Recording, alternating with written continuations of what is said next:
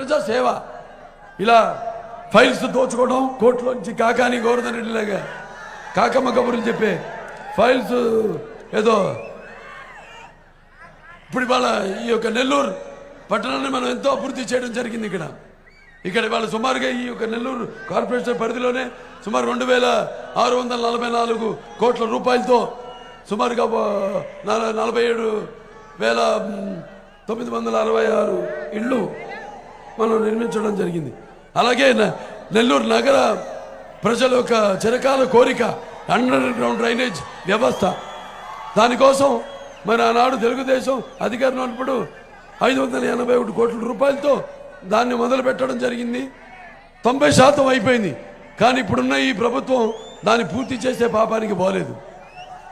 దాని తర్వాత ఈ యొక్క నగర ప్రజల యొక్క దాతి తీర్చడం కోసం సంగం బ్యారేజ్ నుంచి